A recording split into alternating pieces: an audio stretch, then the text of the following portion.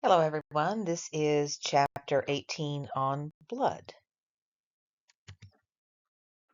So, as always, you'll find the learning objectives at the beginning of this chapter. This is a great place, as I've said before, to go back when you're finished and make sure that you can answer all of these questions. So, blood. So, blood is a fluid connective tissue that's made of cellular elements and an extracellular matrix. And it also has fibers. So if you remember back to your first semester of anatomy, one of the things that you learned in connective tissues is that all connective tissues have three elements that make them connective tissues. That's what put them in the category of connective tissues. One was that they had some types of cells. Another was that they had an extracellular, non-living extracellular matrix. And the third was that they were some type of fibers. And that's what put blood in that category of there was dense connective tissue and fat and cartilage, and it was just like a big mismatch of stuff. But it was all of those three elements that each of them possessed that put them in that category. So blood applies. The cellular elements in blood are referred to as formed elements. That's going to include your erythrocytes, your leukocytes, and cell fragments that are called thrombocytes, or also known as platelets. I prefer that you use the real names, erythrocytes, leukocytes, and thrombocytes. I know a lot of places, and even in this lecture, I put RBC and WBC because it's just shorter. But when you're writing out an answer, you should write out erythrocyte or leukocyte because that is the medical term, and we use medical terminology in this course. The extracellular matrix that is non-living is called the plasma in blood, and it makes blood unique among the connective tissues, again, because it's fluid. So that's not something we saw with any of those other connective tissues back in chapter 4, I believe it was, in first semester. The fluid is perpetually suspending the formed elements and enables them to circulate through the body within the cardiovascular system. So, functions of blood, three main functions of blood, and then we'll talk about the details of each of those. Transportation. If you think about it for a second, all of your cells in your body, they're pretty much stuck where they are.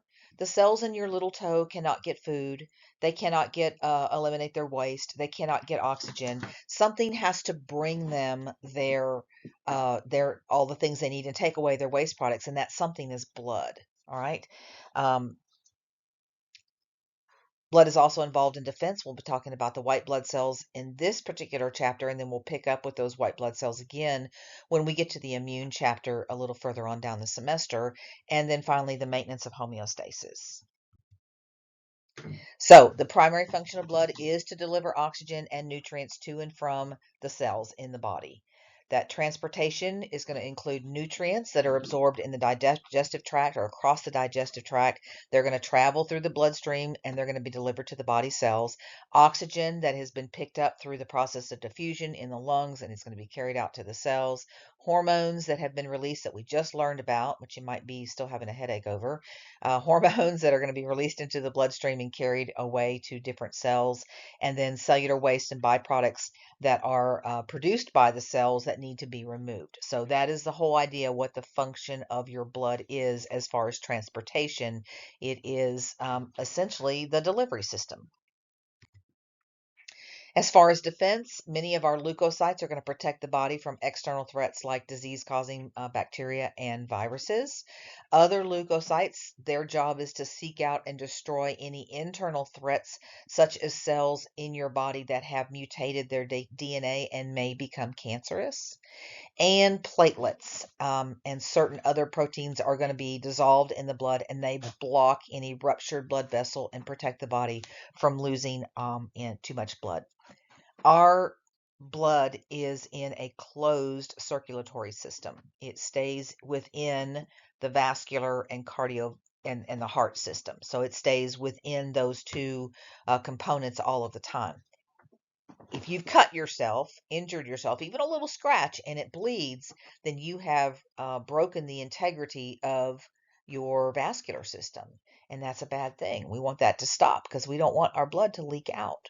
And so that is one of the another function of your blood is to stop that through the use of platelets and the clotting techniques. And then finally, the maintenance of homeostasis. Blood is going to distribute body heat, and it diverts it toward the skin if it is too high or the temperature is too low. So you might have experienced this because most of you live in the southeast or have lived in the southeast, and you know how sweltering hot it gets here in the summertime. And if you go outside during the day and you do something crazy in the middle of the day, like mow the grass, or even if you do it early in the morning and late in the afternoon, certain times of the year, you notice if you look down at your hand, you can see your vessels on your hand. What happens is when you get internally too hot, we know that being too hot is a bad thing. It causes the proteins in your body to denature and destroys their function. Your blood is going to try to get rid of some of that excess heat, and it's going to do that by dumping that heat through the skin. So those vessels get really big up close to the skin, and they dump that heat. You can see them literally bulging from the skin, and they're dumping all that excess heat. Same thing's true when it gets cold. No, we don't get really cold here very often, but when it does get cold, or when you get cold, um, your blood vessels sink down just a little bit, and they shunt the blood away from your hands and your feet, particularly in your ears and places like that that get cold, your nose, all of those kinds of places. Again, trying to maintain the homeostasis of body temperature. Blood also helps to regulate the pH balance through the blood, and we'll be talking about that when we get to the kidneys. And blood helps to coagulate, or I'm sorry, to regulate the water content of the blood cells. A little bit of the characteristics of blood. So blood color is bright red or dark red based on the oxygen levels. Nobody has blue blood unless you're a horseshoe crab. So if you're a horseshoe crab, you actually have blue blood because they don't have iron as their molecule that carries hemoglobin. They have copper. And so they actually do have blue blood. But humans all have red blood, just varying color depending on the oxygen level. Blood has a viscosity or thickness approximately 5 times greater than water. So blood really is thicker than water. And the viscosity of your blood is going to have a dramatic impact on the blood pressure and the blood flow, as we'll learn in the vascular chapter. The pH of blood averages about 7.4. It has a range of 7.35 to 7.45, which is a teeny tiny range in the big picture of things. Blood constitutes approximately 8% of your adult weight. So just if you want to kind of calculate that in your head, think about what you weigh and just take 10% of that. That's basically how much of your body weight is contributed to blood. And then the average blood volume in males is between 5 and 6 liters, and females is 4 and 5 liters. Now, again, this is assuming whenever you see these averages that they say for males and females, this is averaging, this is considering a young, healthy adult. Of the appropriate weight. So that can be a huge variation compared, considering body weight and age and all those sorts of things. But we use 5 to 6 liters for males, 4 to 5 for females. I always say if you're having a hard time imagining what that is, because we don't usually use metrics so much here in the United States, except for in science, think about a 2-liter Coke bottle. I think most of us know what that looks like. So a 2-liter Coke bottle, if you think about males, they have either 2.5 or 3 of those filled with blood. And the same thing with females, roughly 2 or 2.5 of those 2-liter Coke bottles, those regular Coke bottles you buy at the store, filled with blood. So maybe that, when you see liters, maybe that will give you an idea in your head that you can picture. The composition of blood. So blood is made of plasma, and it's made of cells, and we can spin that. So that's what we have here is we have blood that has been spun in a centrifuge, and when we do that, it separates.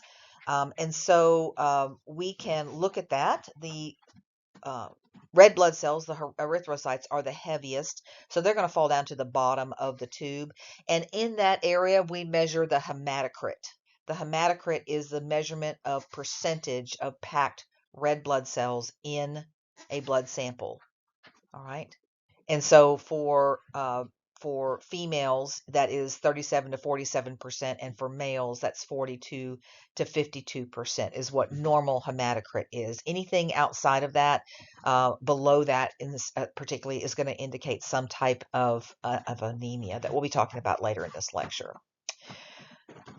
The buffy coat is that little skinny kind of pale colored coat that you layer that you see right there. That's where your white blood cells and platelets will land after centrifuging, and then in the top, the biggest percentage of it is the plasma. So plasma is mostly water, but it has some proteins and some nutrients and some hormones and things like that dissolved in it.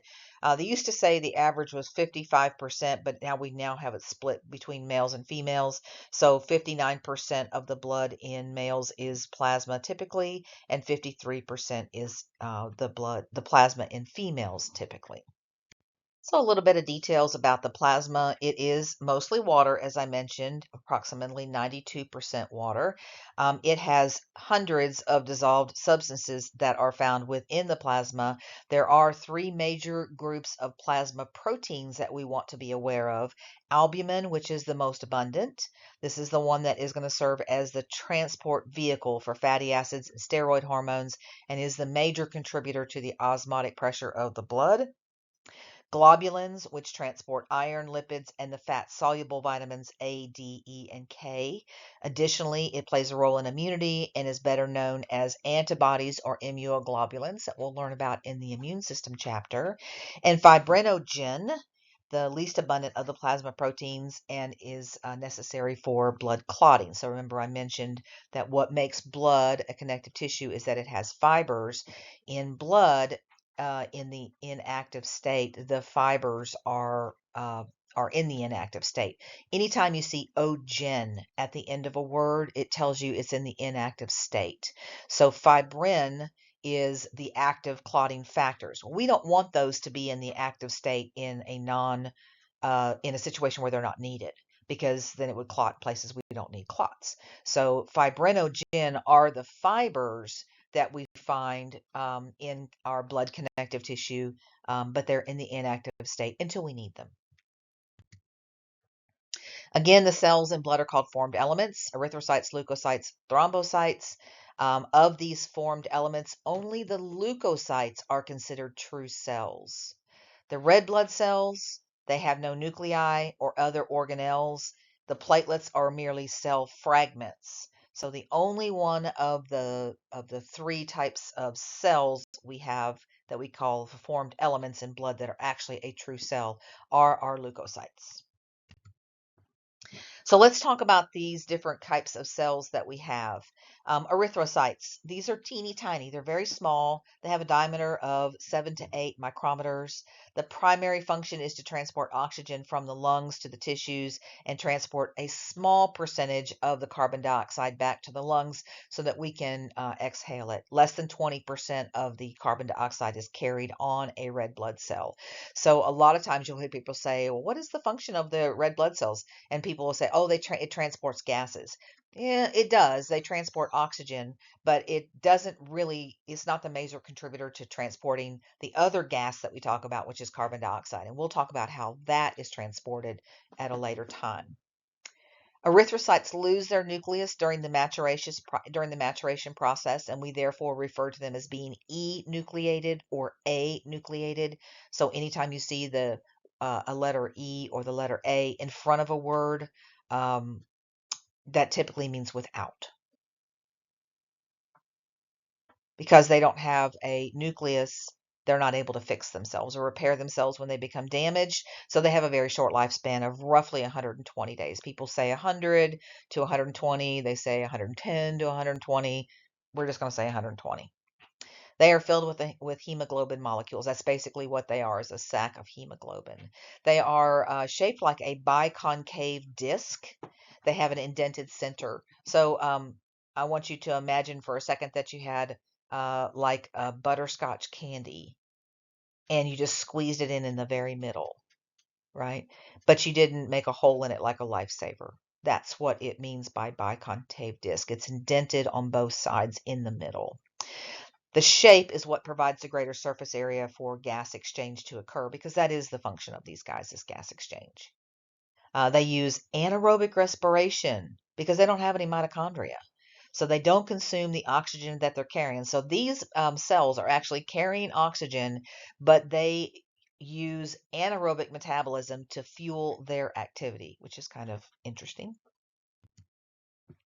They're tiny, as I said, and they're going to go all the way down to our capillaries. They're going to get down to the capillary level, which is like a hair-like vessel. They're just hair thin, right? And so they're going to squeeze through there, and they're going to diffuse the oxygen out of the red blood cell into the tissue. So if you remember from last semester, diffusion only occurs across very short distances and across very thin membranes. So you can't have a big old thick membrane and expect something to diffuse over it, because remember, it's a passive process of going from high to low concentration.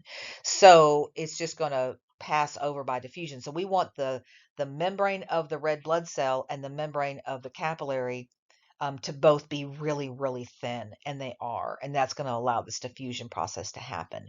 As small as they are, they still have to fold themselves in half to get through a lot of the time, and because they don't have that nucleus, all of that bending and folding eventually is going to wear them out, right? So they can't repair that because they don't have a nucleus, and that's why they don't live for very long.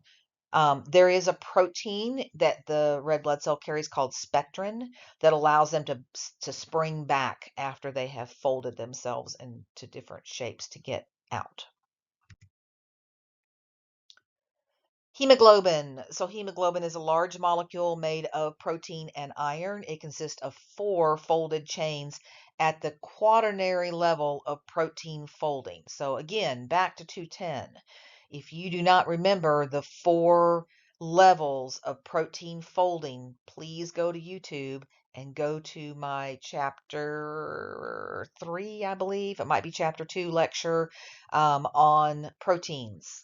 It's near the end of the lecture. It talks about the primary, the secondary, the tertiary, and the quaternary level of folding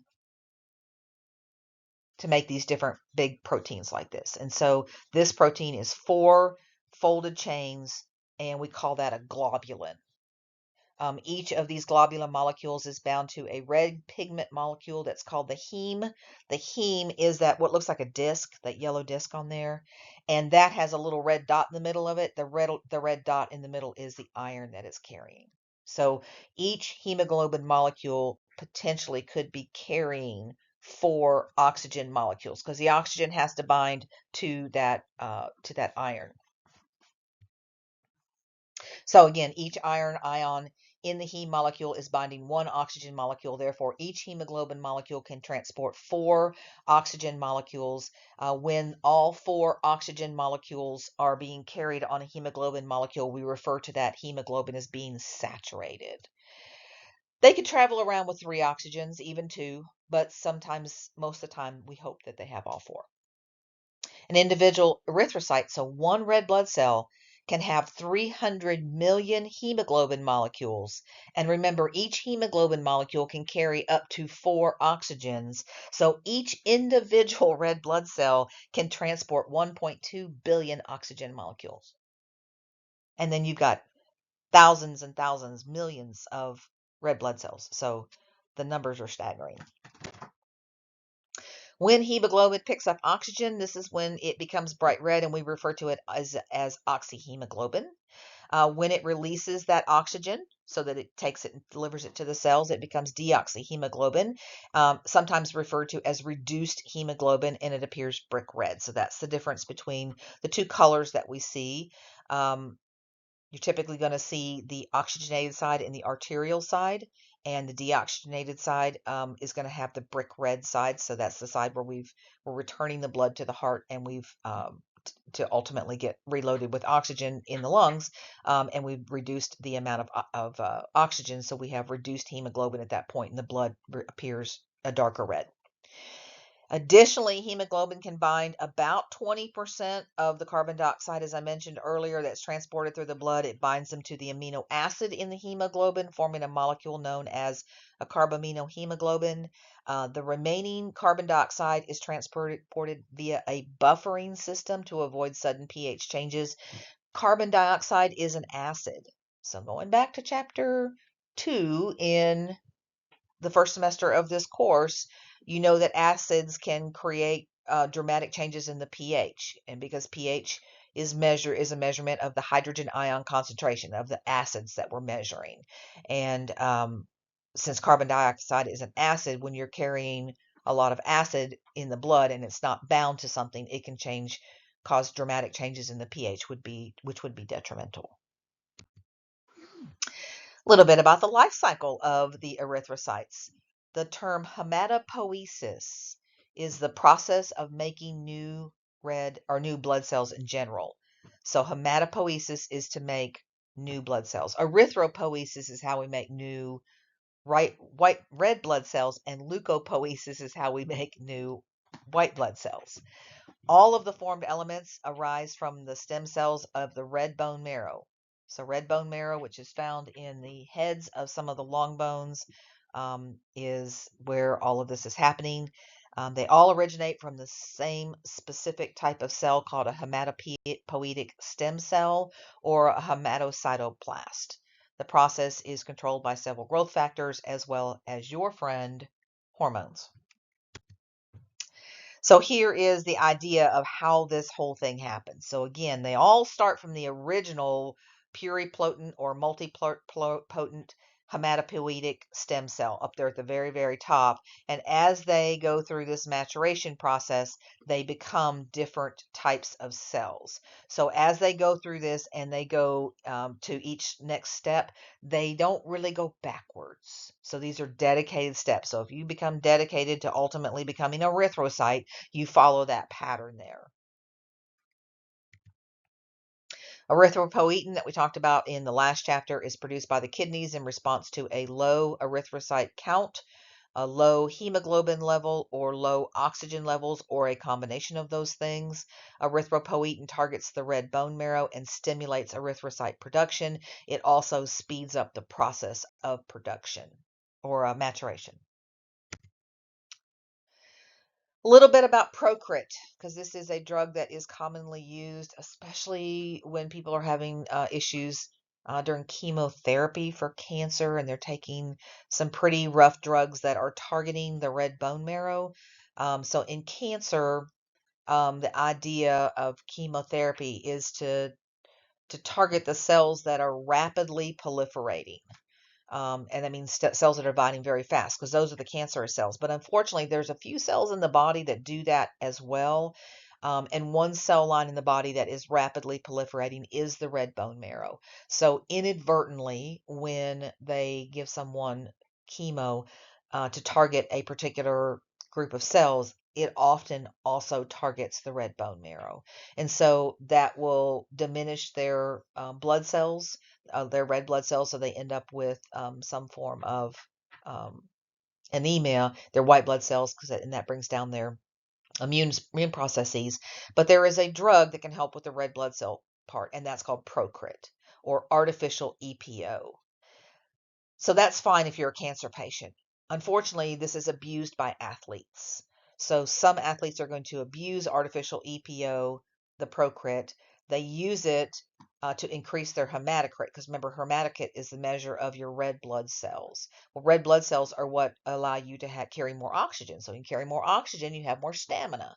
So that's why athletes choose to abuse Procrit. There are dangerous consequences, so please don't try this, all right? EPO can increase the hematocrit from 45% up to even 65%, which is a really high, thick, heavy blood, and then if they become dehydrated, then they can concentrate it even more, and then the blood is too thick and can lead to clotting, stroke, heart failure, those kinds of things. So that's why you gotta be really careful with who's getting Procrit, right? That whole process that I was just talking about is called blood doping. It's illegal in sports, but you still will hear about it. Just a quick slide here. This is how blood cell formation happens. So just showing you the idea that the kidneys, so if we go out of balance, we're not in homeostasis, we don't have normal oxygen levels for whatever reason anymore, we're out of balance. So the kidneys are going to release erythropoietin. Erythropoietin is going to target the red bone marrow. the red bone marrow is going to increase the number of red blood cells and the time it takes for them to mature, and that's going to allow us to restore our normal oxygen levels. There's one error in this picture, and that's where the red bone marrow is. The red bone marrow is actually in the head of the bone. The yellow bone marrow is what's found in the actual bone, but nonetheless, I liked the picture enough that I kept it. So I've already mentioned the idea that erythrocytes are going to live for approximately 120 days. The worn out ones, what happens to those? Well, they're removed by macrophages. They're typically located in the bone marrow and the liver and the spleen, and select components are recycled. So you are a big recycling bin, right? So when cells wear out, we don't just typically get rid of them unless they're infected or there's something really seriously wrong with them. We are going to recycle the parts that we can't. And so of the red blood cell, the globin, which is the protein portion of hemoglobin, is broken down into amino acids and transported to the bone marrow and reused. The iron that's contained in the heme group of the hemoglobin is stored in the liver or the spleen to be used again. Iron is hard for us to pull off of our diet. If you've ever had to deal with iron deficient anemia before, you know you have to take iron pills and it takes a long time for it to work. And iron's really hard for us to pull off of our diet. So we're not going to just dispose of iron easily like that. We're going to hang on to it if we can. The non-iron portion of the heme is going to be degraded into a substance called bilirubin. Bilirubin is going to travel to the liver, where it's going to be used to manufacture bile that we'll be learning about in the digestive chapter. Bile is used to emulsify the fat that we consume in the small intestine so that we can absorb it across the digestive lining. The large intestine is then going to break that bilirubin apart from the bile and convert it into stercobilin, and then it's going to be eliminated from the body in our solid waste. Stercobilin is what gives our waste material its classic color. So the absence of color, what they call clay-colored stools, is an indicator that there is a blocked bile duct. So when a physician asks that particular question, that's what they're trying to determine. You know, is there something going on with the biliary system that has to do with the delivery of that bile? And that is one way that they can tell that just by what the patient is telling them. So clay-colored stools would be light, pale, tan, rather than the normal color. Let's talk about anemias. So anemia is defined as a low number of red blood cells or hemoglobin, and there are more than 400 types of anemia. We are not going to learn all 400. If you become a hematologist, that is something you will have to know. We're going to learn about the major ones that you're going to hear about out there. It's caused by a reduced ability of the blood to deliver enough oxygen to support all of the physiological processes within the body. Anemia itself is a sign of another disease. And so we want to get to the bottom of why does this person have this anemia? So it's not just enough to diagnose somebody with anemia. We have to try to figure out why. There's three major causes: blood loss, faulty or decreased erythrocyte production, or excessive destruction of erythrocytes. So the blood loss anemias. Hemorrhagic anemia, that's pretty straightforward. This is when you have a big blood loss from a severe wound, and we treat that with a blood transfusion. Chronic hemorrhagic anemia is caused by a slight but persistent blood loss. This can be from bleeding hemorrhoids. This can be from a bleeding ulcer. This can be from a teeny tiny tear somewhere in the intestines. There's just this chronic little bit of blood loss every single day that's happening that over time builds up. So you don't see anything major, but when you do a stool sample, they'll find what's called occult blood, which is hidden blood in the stool sample, which tells them that somewhere in the digestive lining there is a little persistent leak happening. In both situations, the primary problem must be stopped to treat the blood loss. Low erythrocyte production. So iron deficient anemia. This is one you might be really familiar with. This can be caused because of hemorrhagic anemia. You have a sudden blood loss, but it's also more commonly because of a low dietary iron intake or impaired absorption of that iron. The erythrocytes are very small and pale, and they're referred to as microcytes underneath of the microscope. These tiny cells cannot synthesize hemoglobin due to the lack of iron. The treatment for this is iron supplements and, of course, dietary changes.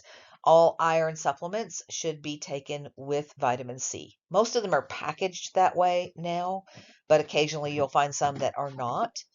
They have to be taken with vitamin C because you have to convert them. Can never remember if it's from the ferrous to the ferritin form or the ferritin to the ferrous form, one or the other. It's not in the right form in those pills. And so vitamin C will convert that to the right form. So it's not like take an iron pill and then 2 days later take a vitamin C pill. It's take them at the same time or drink a glass of orange juice is what I used to have my dad do. They didn't package vitamin C with iron pills many, many years ago. And he was very sick and had a lot of anemia problems, and he had to take an iron pill. And if you've ever taken them, they're these big old pills, or they used to be, and he had a hard time swallowing pills to begin with. So he would just take a glass of orange juice, small glass of orange juice with his iron pill every day, and that helped. Low erythrocyte production, pernicious anemia. So you don't hear much about pernicious anemia anymore, although it is starting to become something you hear about a little bit more now, and I'll tell you why in a second.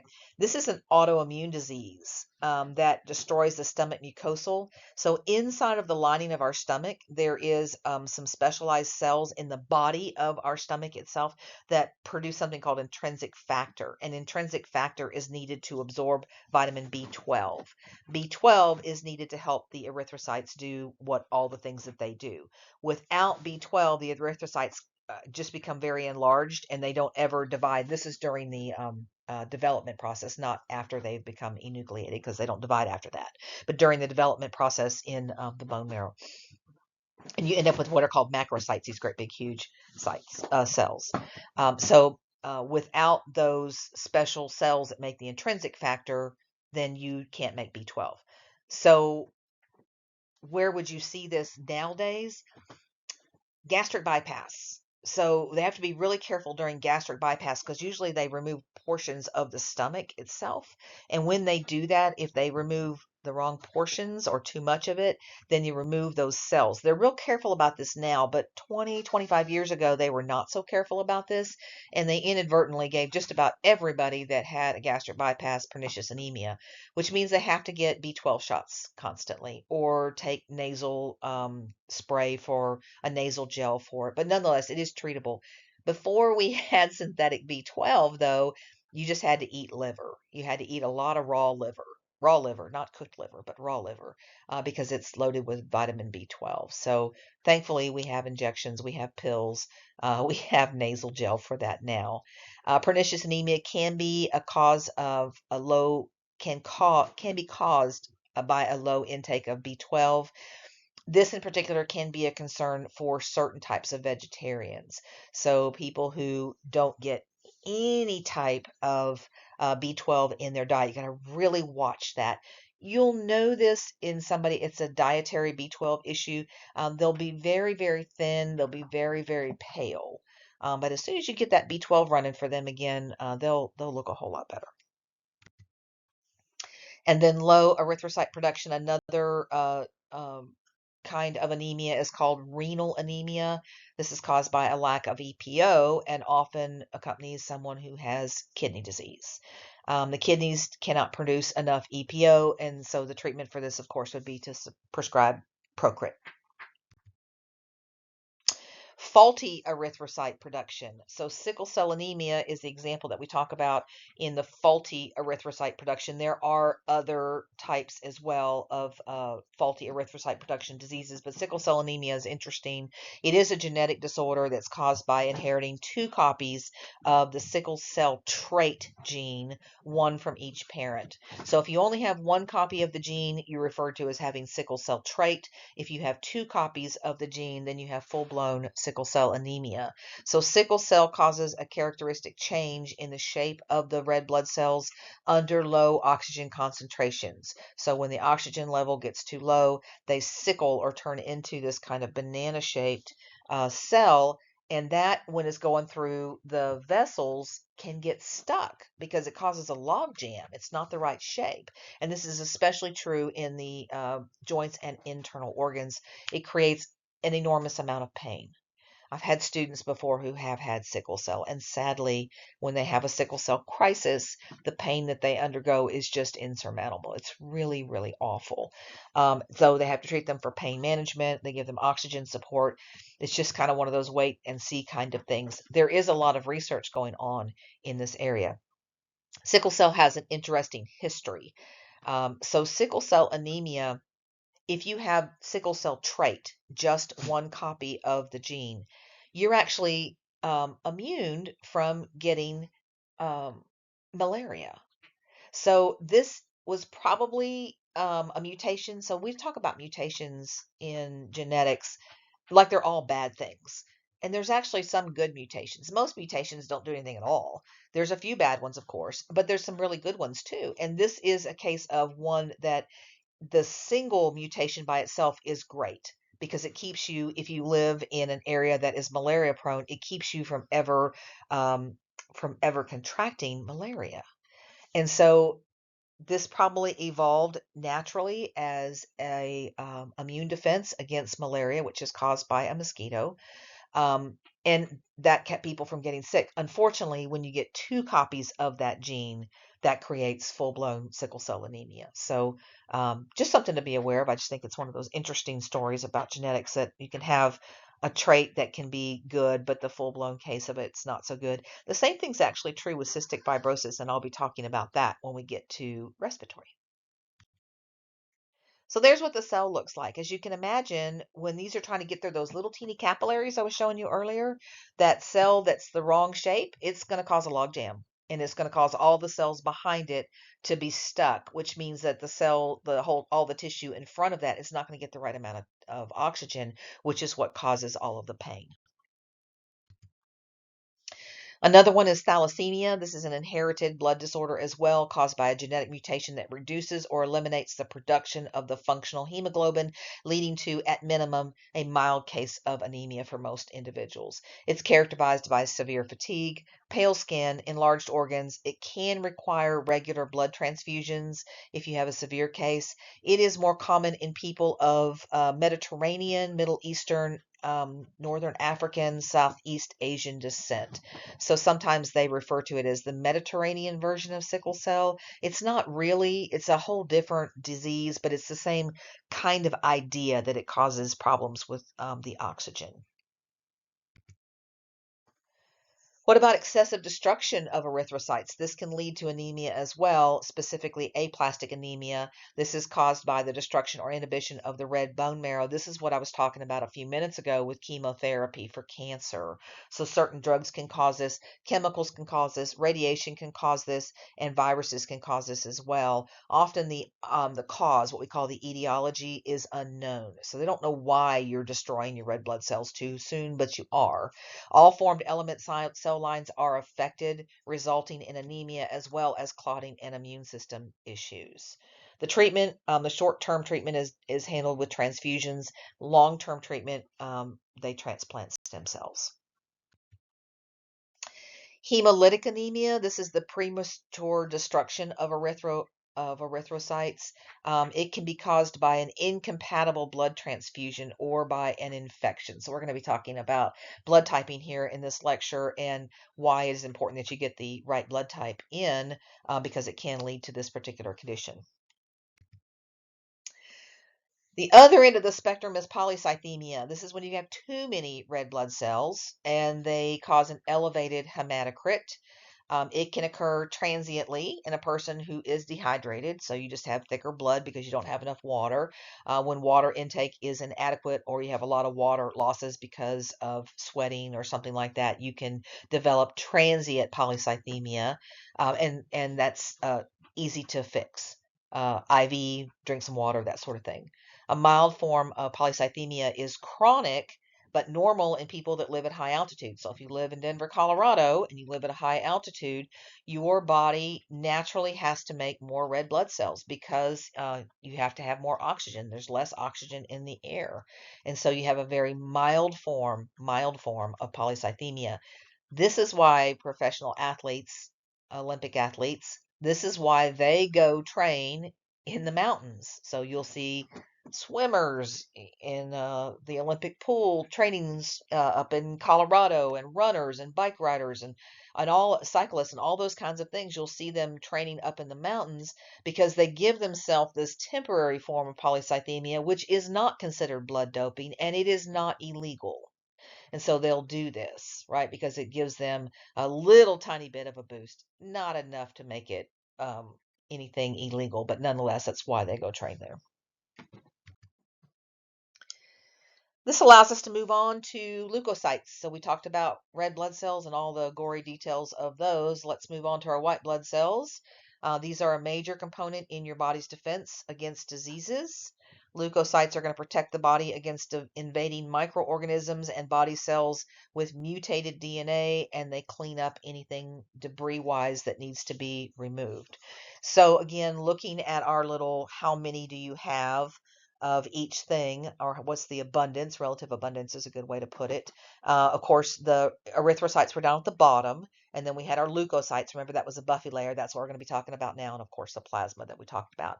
Within those leukocytes, over on the right-hand side of that graph, you see all of the different types. We're going to talk about 5 different types in 2 different categories, and we're going to talk about the abundance of each of those, and all of that's lined out for you nicely there. So leukocytes are based on their classified based on their appearance underneath of a microscope. So we have 2 main groups that we talk about: granular cytes and agranular cytes. So granular cytes mean that when we look at the cytoplasm of that cell, it looks grainy. It looks like it's got sand in it. All right. And so this is going to include neutrophils, eosinophils, and basophils. Or you can have no granules in your cytoplasm, and those are going to be the agranular cytes, right? No visible granules. They're there, they're just not visible, and they're going to include monocytes and lymphocytes. So here are our neutrophils that we'll be talking about. Notice that they're different colors, and that is due to the staining technique. So we use something called Wright's blood smear. Wright's like W-R-I-G-H-T, like the Wright brothers.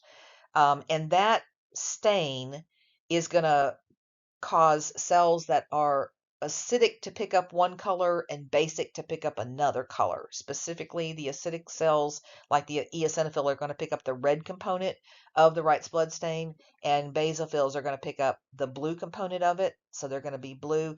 Neutrophils are going to pick up a little bit of each, and so they're going to be purple. So let's talk about neutrophils. I know these pictures are a little tiny bit blurry. The most abundant of our leukocytes are called neutrophils. They make up 50 to 70% of the total leukocyte count. So if you were to do a white blood cell count, the typical way that you do that, there's a machine that does this now. But back in my very, very early years, I used to do this. And this was before we had all these fancy computers. And literally, I had to make a Wright's blood stain with the patient's blood.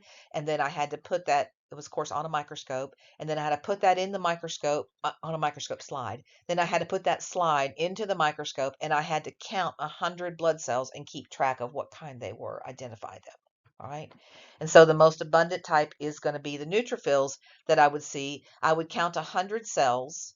And if I counted 100 cells, normal would be for 50 to 70 of those cells to be neutrophils.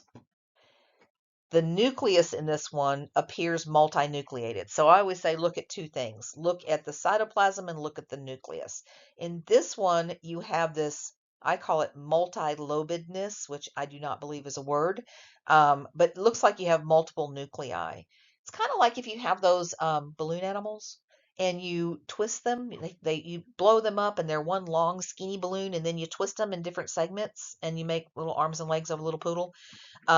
That's exactly what this looks like. These are actually attached to each other, but they're segmented. All right. And so the multilobedness is what you're going to see. Plus, you see that purple, granular, grainy background. That's going to tell you neutrophil. All right.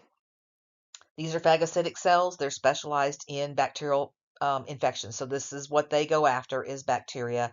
They only live for about 12 hours. These are very short-lived cells for the most part. They abnormally high counts of neutrophils would indicate that you have some type of bacterial infection. So if you saw out of 100 cells, if you saw 90, that would tell you, wow, that's a lot of neutrophils. You probably got a bacterial infection. Low counts can be caused by drug toxicity and certain disorders. They may, and not having enough of these increases your patient's susceptibility to infection. All right, a little bit about your eosinophils. So eosinophils pick up the red component of the Wright's blood stain. So you notice the granules in the background on that kind of blurry cell over there are kind of a reddish color, red orangish color. These have 2 to 3 lobes in the nucleus. Um, they only represent 2 to 4% of the total leukocyte count. So you'd only expect to see 2, 3, or 4 of these in normal healthy blood.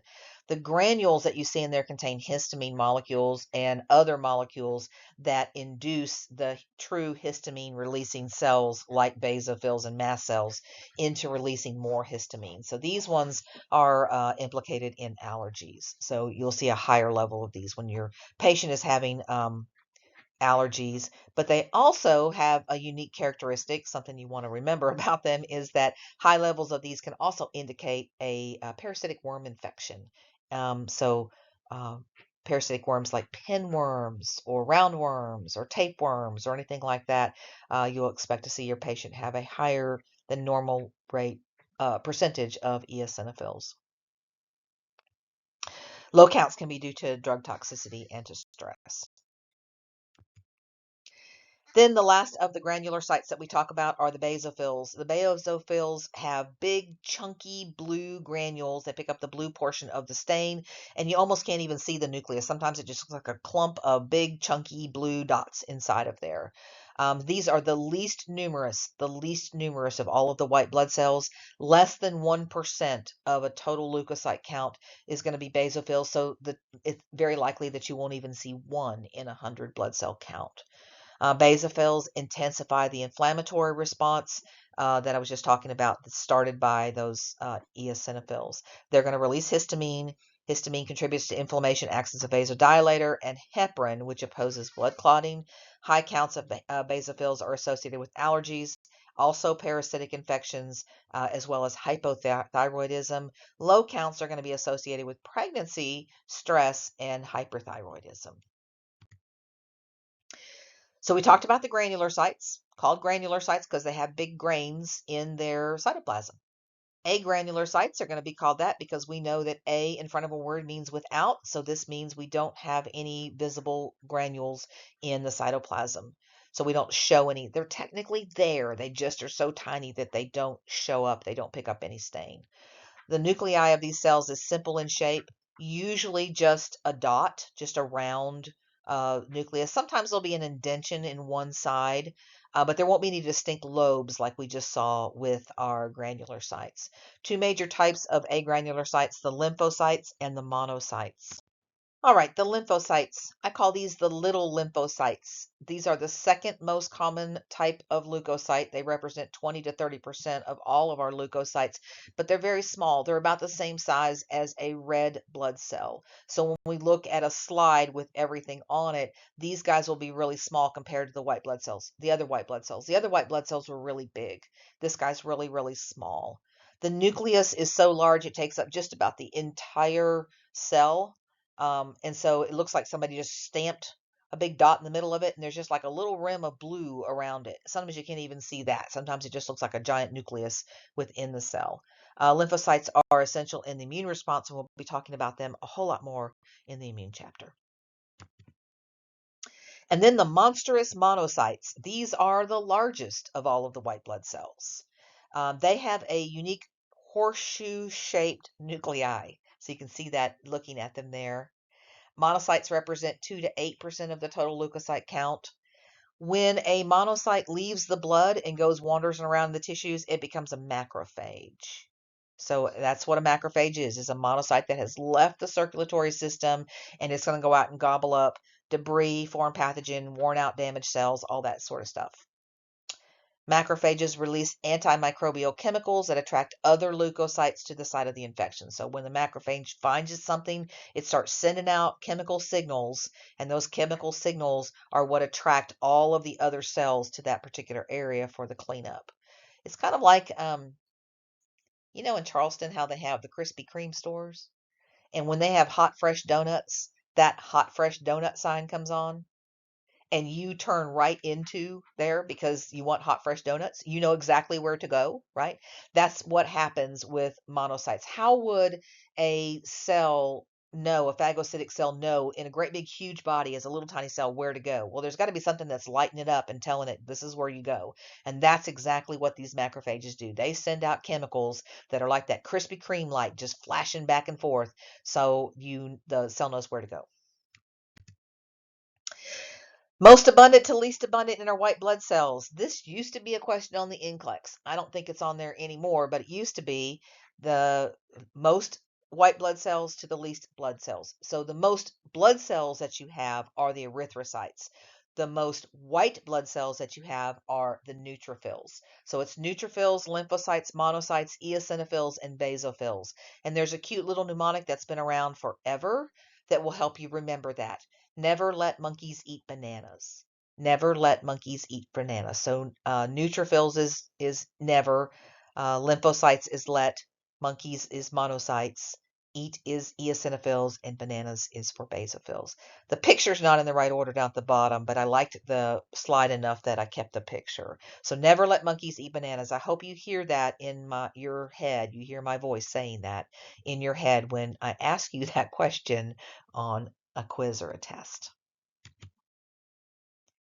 Let's talk about some disorders of your leukocytes.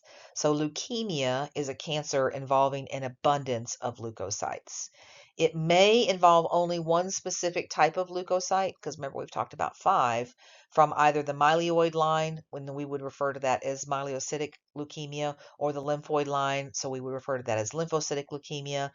You can have chronic leukemia. This is when mature leukocytes accumulate and fail to die.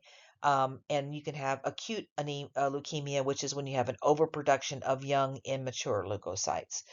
Both cases, regardless of whether it is chronic or acute, the cells are not functioning properly, and there are several treatment options available. People live a very long time with leukemia. It's not chronic leukemia in older age is not uncommon. They take very low doses of chemotherapy that keep it in check. So you can hear of somebody having that and living for 10, 15, 20 years. If it is not treated, however, it can result in death.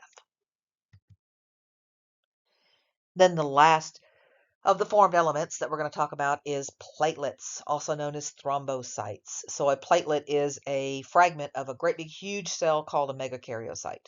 So I think of a great big giant turkey platter and then drop that big turkey platter without the turkey on it on the floor, and you have 1,000 little pieces. Each of those little pieces would be a platelet. These are relatively small, 2 to 4 micrometers in diameter, but you typically have a large number of them in a tiny drop of blood. So 150 to 160,000 per 1 microliter of blood, which is like a drop of blood, less than a drop of blood. They are critical for stopping blood flow and following any type of a damage to a vessel. That process, as I mentioned earlier, is called hemostasis. Thrombopoietin is made in the kidneys and the liver, and it is going to affect a myeloid stem cell, causing it to become a megakaryoblast, which ultimately, as it matures, becomes a megakaryocyte, and then it shatters, or the extensions basically just keeps pinching off little pieces of itself and becomes the platelets. Some disorders associated with the thrombocytes. Platelet disorders are conditions that are going to affect the number or the function of the platelets. And this is going to lead to issues with blood clotting and increased risk of bleeding or a clot. So the types of platelet disorders: thrombocytosis. This is when you have too many platelets in the blood. This can be because of a bone marrow disorder. or as a secondary condition relative to another condition, such as an infection or inflammation. So thrombocytosis is too many platelets. Thrombocytopenia is when you don't have enough platelets. This can cause bleeding that is difficult to stop. Thrombocytopenia affects those with certain medical conditions like autoimmune diseases, or individuals who have to take certain medications like chemotherapy. Hemophilia, on the other hand, is a genetic bleeding disorder. So thrombocytopenia does not include hemophilia. Hemophilia is genetic, and we'll be talking about it some more in the last chapter of the semester when we talk about genetics. The blood doesn't clot properly because of a deficiency or absence of a clotting factor, which can lead to prolonged bleeding, and it can even lead to death. So we'll be talking about the different types of hemophilia. There are several different types of it. All of it is genetic. That leads us to blood typing. So blood typing is a process of determining what someone's blood type is. So all of the cells in your body, blood cells in your body, or all of the cells in your body in general, have identification markers on their surface, and those identification markers tell the other cells that that cell belongs. So your immune system knows it belongs, et cetera, et cetera. And those markers are called antigens. I prefer to think of them like flags. Okay, this is the I belong flag, right? When a cell that doesn't belong in your body comes in, it has a flag too. It just is a different flag. It says, I don't belong, right? And that's how your immune system knows to go after that cell, because it doesn't have the right flag, all right? Well, blood cells have flags as well. And so that's what we're thinking about, is our blood cells having these different flags. Some white blood cells are able to detect those foreign antigens that I was talking about, and they neutralize them, and we're going to be talking about that whole process in the immune system. Blood typing, the antigens that are out on the cell surface are referred to as antiglutagens, and the antibodies are referred to as isoantibodies or agglutinogens. When specific antibodies bind to their corresponding antigens, they stick to each other and they create something called an agglutination process. So here's the easy way to think about it. You have a flag out on your surface. That flag could have an A flag. It could be a B flag. You could have both and have an AB, or you could have none. That's your 4 choices when we talk about blood typing. When we talk about standard blood typing, realize that there are blood types that don't fit into that. All right, so there are flags that are not, they're considered rare blood types. There's one, the flag is called RZ, and you see it in Pacific Islanders, I believe. There is in African Americans, there is a blood type called Duffy, where they have slightly different flags out on the surface. The whole idea of blood typing is matching the flags. You got to match, because if you don't match, they get tangled up. And when they tangle up, that's going to create a blood clot. All right. So the presence or the absence of those flags is how we determine the blood typing. So again, type A has A flags, type B has B flags, type AB has A flags and B flags, and type O doesn't have any flags. All right. So there's the idea, looking at the picture. Type A, our little flag that's out there on the surface, see, it's got a little circle on it. Type B, it's got a little square on it. AB, we've got both. And type O, we don't have any flag on our pole. All right. The antibodies that are in the plasma, so we have type A blood, we have type A anti-B antibodies. If we have type B blood, we have anti-A antibodies. All right, so that part's a little confusing. The antigens in the red blood cell, if we have type A, we have A antigen. If we have B, we have B antigen. If we have AB, we have AB antigen. And if we have none, if we have type O blood, we have no antigen. All right. And then down at the bottom, it tells you your compatible blood types. We're going to get into RH factor here in just a second, but for right now, remember that type O doesn't have any flag on its pole, so it doesn't agglutinate with anybody. If you have type A blood, you can accept type A blood, and you can accept type O blood. Okay. If you have type B blood, you can accept type B blood, and you can accept type O blood. because you don't have any flags to mess up your flags on your cells. If you have AB blood, you can take A and B and AB and O. And so therefore, being AB positive, and we'll talk about what that means in just a second, you're referred to as the universal recipient, because if you have AB positive blood, you can accept all blood types because you have all the flags. If you have type O blood, the only other blood that you can take is type O blood, right? O negative, which we'll talk about the negative again in just a second, is going to be considered the universal donor. If you've got O negative blood, the Red Cross is calling you every 54 days wanting you to donate blood because everyone can accept your blood. Okay? So now that we know with flags, now we got to talk about this other flag that's out there that's called the RH factor. The RH factor or the D factor. This was named RH because it was first discovered in rhesus monkeys. RHESUS, rhesus monkeys. So that's where they got the name for this factor. There's actually 50 different RH antigens, but we're only interested in the one, which is called antigen D now. That's clinically important. So really pretty simple here. If you have this additional flag out on the surface, you're RH positive.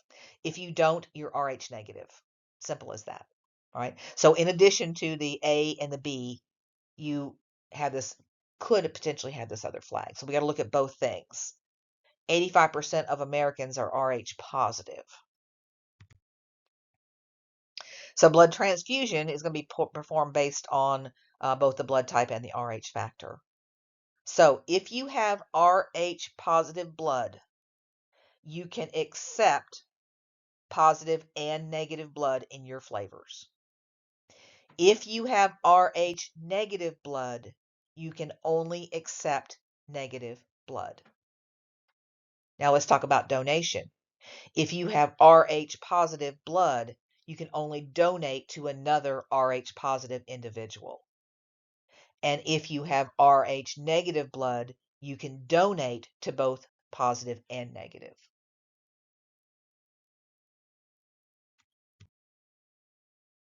A chart might help you with this. So if you have A positive blood, you've got the A marker and you've got the RH marker. You can get blood, receive blood from both positive and negative because you've got the positive marker in A and O. You can give your blood only to A positive individuals. If you have A negative blood, you can receive blood negative only in A and O. And you can give to A and O, A and positive and negative. You cannot give to O. If you give to O, your A marker is going to screw things up. All right? So you can go on down that chart. Again, O negative is considered the universal donor. It has no flags whatsoever on its surface. Everybody's blood can take it. If you have AB positive, you are the luckiest person on the face of the earth because you can accept anybody's blood, positive or negative, because you have all the markers.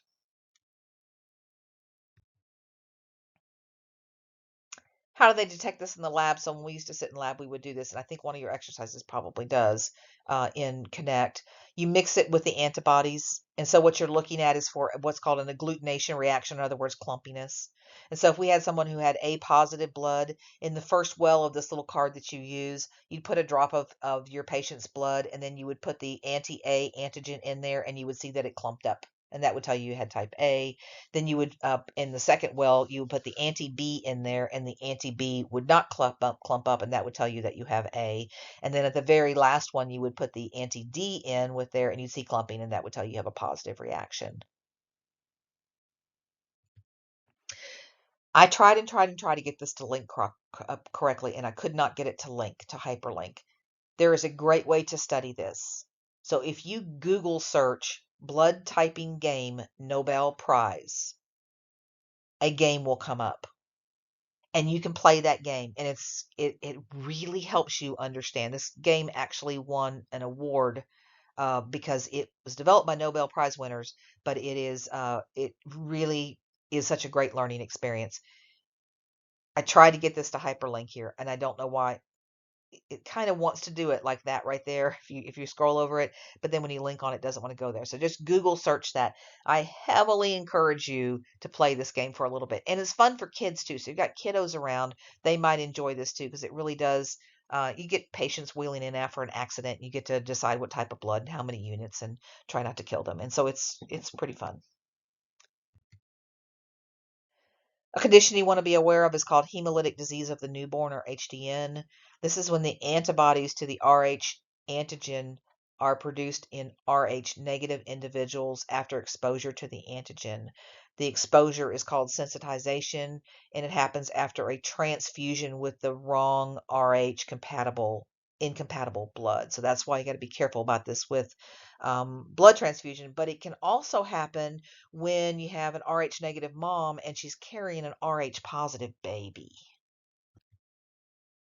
So here we've got an Rh positive dad, and we've got an Rh negative mom who is carrying an Rh positive baby. So the Rh factor, just like blood typing, your blood type, they're genetic. All right. And so you can be Rh negative and carry an Rh positive child if the dad is Rh positive. And in response to carrying that child that first time around, she makes anti-Rh antibodies. So nothing happens to that first child. But if she were to become pregnant again with another Rh positive baby, her blood antigens will attack that baby and could potentially kill the baby, right, in utero. So that's called hemolytic disease of the newborn. So the first pregnancy is fine. Rh positive negative mom is exposed to those Rh positive cells.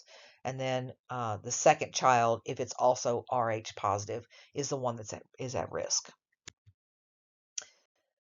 And that's what I'm telling you here in the lecture. Can destroy the fetal red blood cells. If you have that second child, it causes fetal death in the womb or shortly after birth. So there's a drug for that, of course.